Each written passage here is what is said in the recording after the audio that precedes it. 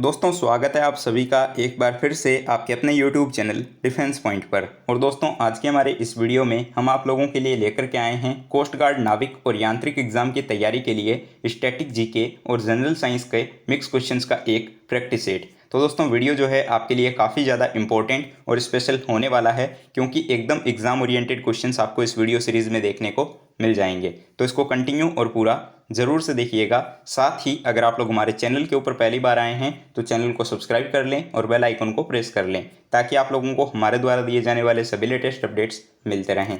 तो चलिए शुरू करते हैं आज का वीडियो बिना किसी देरी के। तो देखिए दोस्तों, फर्स्ट क्वेश्चन जो कि आपको दिया गया है कि वर्ल्ड हेल्थ ऑर्गेनाइजेशन यानी कि विश्व स्वास्थ्य संगठन का मुख्यालय कहाँ पर स्थित है। तो देखिए आपके ऑप्शंस हैं Amsterdam Netherlands, New York city America, Vienna Austria या फिर जेनेवा स्विट्ज़रलैंड। तो वर्ल्ड हेल्थ ऑर्गेनाइजेशन यानी कि विश्व स्वास्थ्य संगठन का मुख्यालय जो है ये आपका जेनेवा स्विट्ज़रलैंड में स्थित है। तो इसके लिए सही जवाब हो जाएगा ऑप्शन नंबर डी। इसके अलावा दोस्तों मैं आपको बता दूं कि आपके प्रीवियस ईयर में एक क्वेश्चन आया हुआ है कि विश्व व्यापार संगठन यानी कि वर्ल्ड ट्रेड ऑर्गेनाइजेशन का हेडक्वार्टर कहाँ पर है। तो ये भी आपको ध्यान में रखना है कि इसका भी हेडक्वार्टर आपका जेनेवा स्विट्ज़रलैंड के अंदर स्थित है। ठीक है। अगर बाकी के ऑप्शंस की बात की जाए तो देखिए कि वियना ऑस्ट्रिया में जो है आपके अंतर्राष्ट्रीय परमाणु ऊर्जा एजेंसी का हेडक्वार्टर स्थित है। इसके अलावा अगर न्यूयॉर्क सिटी की बात की जाए तो न्यूयॉर्क में आपको पता है यूनिसेफ का हेडक्वार्टर न्यूयॉर्क में ही स्थित है। इसके अलावा अगर एम्स्टर्डम की बात करें तो एम्स्टर्डम में आपके ग्रीन पीस इंटरनेशनल का हेडक्वार्टर सिचुएटेड है। तो आई होप कि आपको चारों ऑप्शंस क्लियर हो गए होंगे।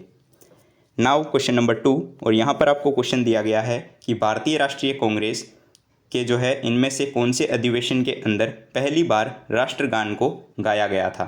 तो आपके ऑप्शंस हैं 1911 कोलकाता, 1907 सूरत, 1916 लखनऊ या फिर 1917 कोलकाता। तो देखिए दोस्तों, इसके लिए आपका सही जवाब हो जाता है ऑप्शन नंबर ए 1911 कोलकाता। भारतीय राष्ट्रीय कांग्रेस के 1911 का जो आपका कोलकाता अधिवेशन हुआ था उसमें पहली बार राष्ट्रगान को गाया गया था। ठीक है। तो इसके लिए सही जवाब है ऑप्शन नंबर ए।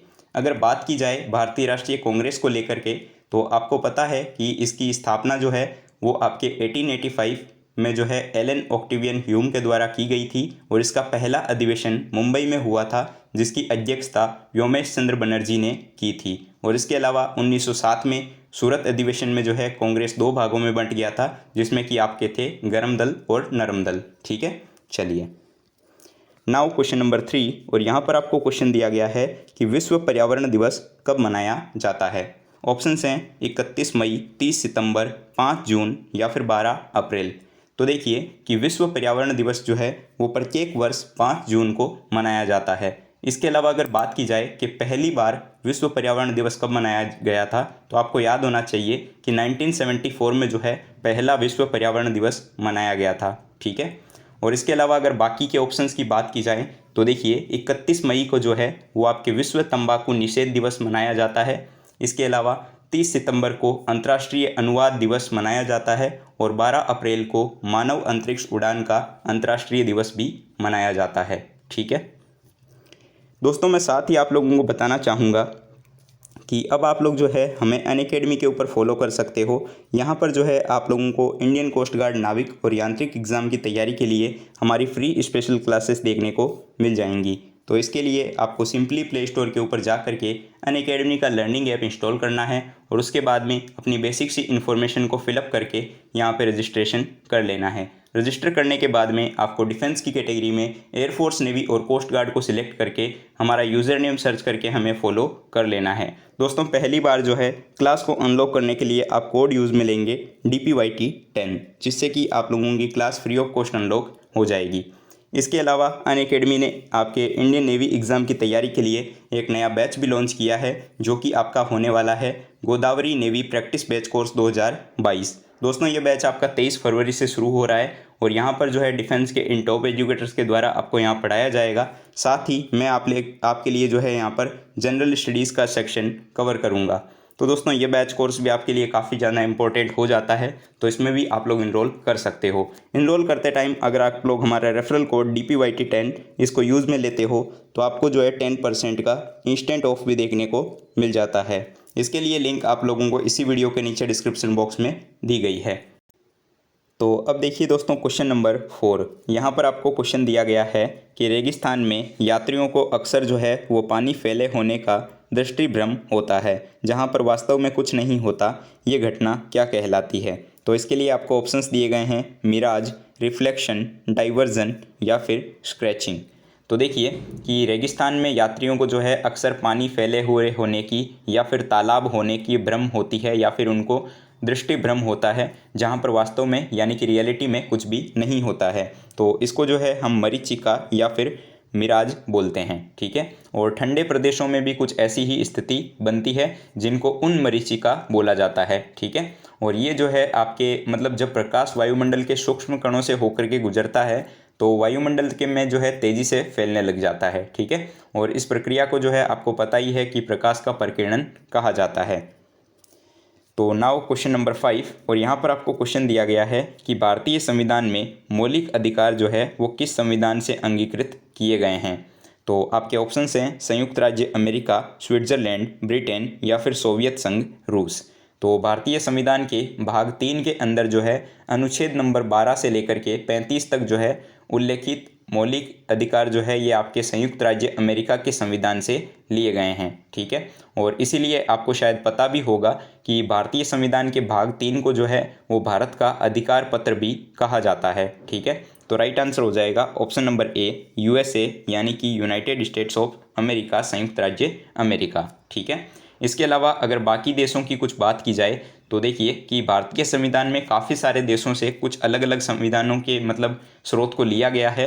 तो देखिएगा ब्रिटेन से अगर बात की जाए तो ब्रिटेन से संसदीय शासन प्रणाली को लिया गया है। इसके अलावा विधि का शासन लिया गया है और जो एकल नागरिकता है वो भी आपके ब्रिटेन से ली गई है। और अगर आयरलैंड से बात की जाए तो आयरलैंड से आपके राज्य के नीति निदेशक तत्व और राष्ट्रपति का निर्वाचक मंडल लिया गया है। तो ये भी आपको पता होना चाहिए। नाउ क्वेश्चन नंबर 6, और यहाँ पर आपको क्वेश्चन दिया गया है कि कैल्शियम ऑक्साइड का दूसरा नाम क्या होता है? आपके पास में ऑप्शंस हैं quick lime, cement, lime soda या फिर बेकिंग सोडा। तो कैल्शियम ऑक्साइड जिसको कि आपको पता होगा कि CaO के द्वारा भी लिखा जाता है और इसका दूसरा नाम क्विक लाइम या फिर बिना भुजा हुआ चूना होता है, ठीक है। या फिर इसको बर्न लाइम भी कहा जाता है। ये एक प्रकार का रासायनिक यौगिक होता है जो कि मतलब कि कमरे के तापमान पर एक सफ़ेद क्रिस्टलीय ठोस होता है, ठीक है। और इसका निर्माण आपको पता होगा या फिर इसका उपयोग जो है आपको पता होगा कहाँ पे किया जाता है, तो कास्टिक सोडा से धावन सोडा बनाने में और इसके अलावा रंजकों के निर्माण में भी इसका उपयोग किया जाता है। तो राइट आंसर हो जाएगा option A, quick lime. Now question number 7, और यहाँ पर क्वेश्चन है कि भारत के निम्न में से कौन से स्थान को जो है वो काला पानी के नाम से जाना जाता है, ठीक है। ऑप्शंस हैं लक्षद्वीप, केरल के अप्रवाही जल, कच्छ की खाड़ी या फिर अंडमान द्वीप। तो देखिए इसके लिए सही जवाब आपका हो जाएगा ऑप्शन नंबर डी, अंडमान द्वीप। तो भारत के अंडमान द्वीप के पोर्ट ब्लेयर में जो आपका सेल्युलर जेल है जिसको कि काला पानी के नाम से भी जाना जाता है, और इस जेल का प्रयोग आपको पता होगा कि ब्रिटिश काल में राजनीतिक कैदियों को रखने के लिए किया जाता था। और इसको जो है मतलब कि 1969 में राष्ट्रीय स्मारक में जो है तब्दील कर दिया गया। और ये जेल जो है वो भारतीयों के लिए स्वतंत्रता सेनानियों के बलिदान का प्रतीक है, ठीक है। तो राइट आंसर हो जाता है ऑप्शन नंबर डी, जिसको काला पानी के नाम से भी जाना जाता है, cellular jail. Now question number 8, और यहाँ पर आपको क्वेश्चन दिया गया है कि निम्नलिखित में से किसने जो है वो कभी भी अध्यक्ष के रूप में भारतीय राष्ट्रीय कांग्रेस की अध्यक्षता नहीं की थी। तो ऑप्शंस हैं सुरेंद्रनाथ बनर्जी, डॉक्टर भीमराव अंबेडकर, सरोजिनी नायडू या फिर दादा भाई नौरोजी। तो इसके लिए जो है आपका सही जवाब है option number B, doctor Bhimrao Ambedkar. Doctor Bhimrao Ambedkar ने जो है वो कभी भी भारतीय राष्ट्रीय कांग्रेस की अध्यक्षता नहीं की थी, और भारतीय राष्ट्रीय कांग्रेस की स्थापना जो है वो आपके 72 प्रतिनिधियों की उपस्थिति में 28 दिसंबर 1885 ईस्वी को हुई थी, ठीक है। चलिए नाउ क्वेश्चन नंबर 9, और यहाँ पर आपको क्वेश्चन दिया गया है कि किस महान स्वतंत्रता सेनानी को देशबंधु के नाम से भी जाना जाता है। तो आपके ऑप्शंस हैं चित्तरंजन दास, अरविंदो घोष, गोपाल कृष्ण गोखले या फिर बाल गंगाधर तिलक। तो दोस्तों इसके लिए सही जवाब है option number A, Chittaranjan Das. Chittaranjan Das को जो है वो देशबंधु के नाम से भी जाना जाता था, ठीक है। और वे बंगाल प्रांत के एक प्रसिद्ध वकील और स्वतंत्रता संग्राम के सेनानी थे। और ब्रिटिश काल के दौरान जो है इलाहाबाद में इन्होंने मोतीलाल नेहरू के साथ में मिलकर के स्वराज्य पार्टी की भी स्थापना की थी। अब देखिएगा दोस्तों प्रश्न संख्या 10। यहाँ पर क्वेश्चन है कि आधुनिक आवर्त सारणी में तत्वों को किसके आधार पर रखा गया है, ठीक है। तो आधुनिक आवर्त सारणी में तत्वों को जो है वो उनकी परमाणु संख्या यानी कि एटॉमिक नंबर के आधार पर क्रमानुसार किया गया है, ठीक है। और इस आवर्त सारणी में आपको पता होगा कि 18 वर्ग और 7 आवर्त है, ठीक है। तो राइट आंसर हो जाता है option number D, atomic number. Now question number 11 और यहाँ पर क्वेश्चन है कि यूएन वर्ल्ड लाइफ डे कब मनाया जाता है, ठीक है, यानी कि विश्व वन्य जीव दिवस। तो ऑप्शन है आपके 7 जुलाई, 11 नवंबर, 5 जून या फिर 3 मार्च। तो विश्व वन्य जीव दिवस जो है वो आपके प्रतिवर्ष 3 मार्च को मनाया जाता है, ठीक है। तो इसके लिए सही जवाब है ऑप्शन नंबर डी, 3 मार्च। नाउ क्वेश्चन नंबर 12 और यहाँ पर आपको क्वेश्चन दिया गया है कि इनमें से कौन सी तिथि को भारतीय राष्ट्रीय प्रौद्योगिकी दिवस यानी कि national technology day of India के रूप में मनाया जाता है। तो आपके ऑप्शन हैं 1 मई, 2 मई, 11 मई या फिर 7 मई। तो 11 मई को जो है वो प्रत्येक वर्ष भारतीय राष्ट्रीय प्रौद्योगिकी दिवस के रूप में मनाया जाता है। तो इसके लिए सही जवाब होगा ऑप्शन नंबर ए। इसके अलावा दोस्तों आपको देखिए बाकी ऑप्शंस भी दिए गए हैं, तो मैं आपको कुछ इंपॉर्टेंट और भी पॉइंट्स बता देता हूं। तो आपको पता होना चाहिए राष्ट्रीय युवा दिवस, क्योंकि ये आपके क्वेश्चन में आया हुआ है, मतलब प्रीवियस ईयर्स में। तो राष्ट्रीय युवा दिवस जो है वो 12 जनवरी को। इसके अलावा नेशनल सिक्योरिटी डे यानी कि राष्ट्रीय सुरक्षा दिवस जो कि आपके प्रीवियस ईयर में आया हुआ है, तो वो आपका 4 मार्च को। और राष्ट्रीय शिक्षा दिवस जो है वो आपका 11 नवंबर को मनाया जाता है। तो ये भी पॉइंट्स आप लोग ध्यान में रख सकते हो। अब देखिए दोस्तों प्रश्न संख्या 13। यहाँ पर आपको क्वेश्चन दिया गया है कि सूर्य और चंद्रमा द्वारा गुरुत्वाकर्षण के माध्यम से पृथ्वी को एक ही दिशा में खींचने के कारण क्या उत्पन्न होता है। ऑप्शन हैं लघु ज्वार भाटा, वृहद ज्वार भाटा, ज्वार या फिर भाटा।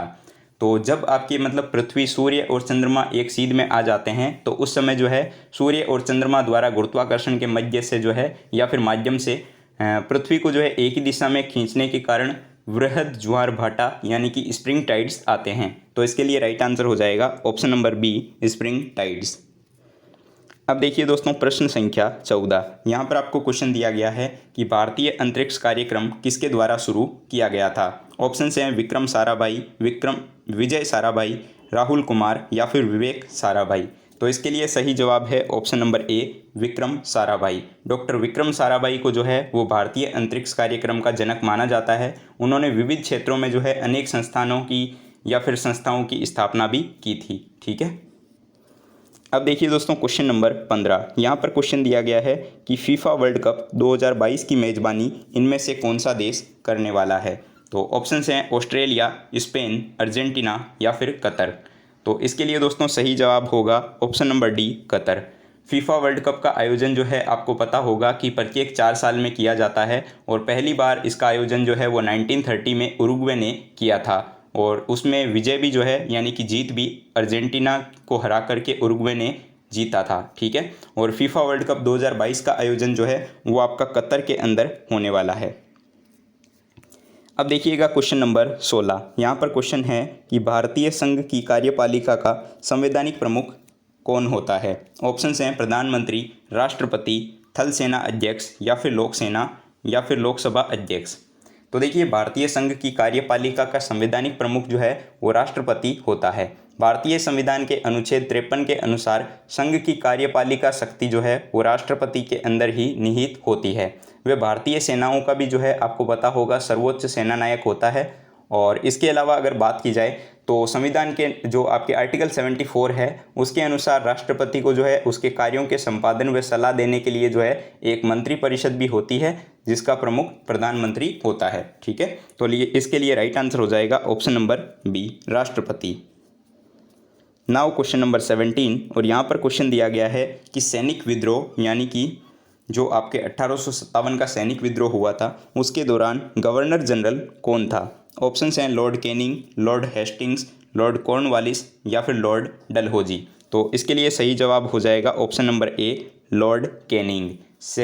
सिपाही विद्रोह या फिर सैनिक विद्रोह के दौरान जो है गवर्नर जनरल लॉर्ड कैनिंग था, ठीक है। और 1857 के विद्रोह का प्रमुख राजनीतिक कारण जो है वो अंग्रेज़ों की जो विस्तारवादी नीति और व्यक्तिगत सिद्धांत था, ये जो है मुख्य रूप से उसके कारण थे। इसके अलावा सैन्य विद्रोह का जो है एक अन्य कारण जो है 1856 में लॉर्ड कैनिंग के द्वारा जो एक नया नियम पास किया गया था या फिर जो नया कानून पास किया गया था, जिसमें कि कोई भी व्यक्ति जो कंपनी की सेना में नौकरी करेगा तो उसको मतलब ज़रूरत पड़ने पर मतलब एक तरीके से भारत छोड़ के भी जाना पड़ सकता है।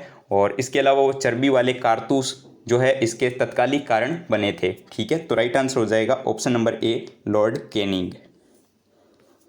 अब देखिएगा क्वेश्चन नंबर 18। यहाँ पर आपको क्वेश्चन दिया गया है कि जो दंत चिकित्सक होते हैं उनके द्वारा मरीजों के दांतों के बड़े प्रतिबिंब देखने के लिए कौन से प्रकार के दर्पण का उपयोग किया जाता है, ठीक है। तो ऑप्शंस हैं गोलीय और उत्तल दर्पण, गोलीय दर्पण, अवतल दर्पण या फिर उत्तल दर्पण। तो दंत चिकित्सकों के द्वारा जो है आपके मरीजों के दांतों को बड़े प्रतिबिंब में देखने के लिए अवतल दर्पण का प्रयोग किया जाता है, क्योंकि इस दर्पण में जो है मतलब आपतन बिंदु पर आपतित किरण इस प्रकार से परावर्तित होती है कि परावर्तन कोण का मान सदैव जो है वो आपतन कोण के मान के बराबर होता है, ठीक है। इसके अलावा अवतल दर्पण के अन्य उपयोग भी हैं, जैसे कि टॉर्च में, सर्च लाइट में और इसके अलावा वाहन की हेडलाइट में। तो इसका राइट आंसर हो जाएगा ऑप्शन नंबर सी। अब देखिएगा क्वेश्चन नंबर 19। यहाँ पर आपको क्वेश्चन दिया गया है कि ओपेक का हेडक्वार्टर कहाँ पर स्थित है, ठीक है। ऑप्शंस हैं जेनेवा, ब्रुसेल्स, वियना या फिर ज्यूरिख। तो ओपेक जो है यानी कि organisation of petroleum exporting countries, जिसके अभी 13 सदस्य देश हैं, ठीक है।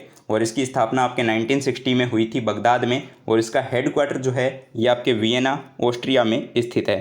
तो राइट आंसर हो जाएगा option number C, Vienna Austria.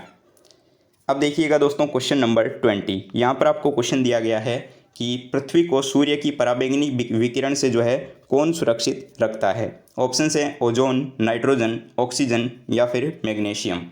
तो समताप मंडल में पाई जाने वाली जो ओजोन परत है वो मानवीय जीवन के लिए काफ़ी ज़्यादा महत्वपूर्ण है, क्योंकि ये सूर्य से आने वाली जो हानिकारक पराबैंगनी विकिरण है उसको रोकती है, ठीक है।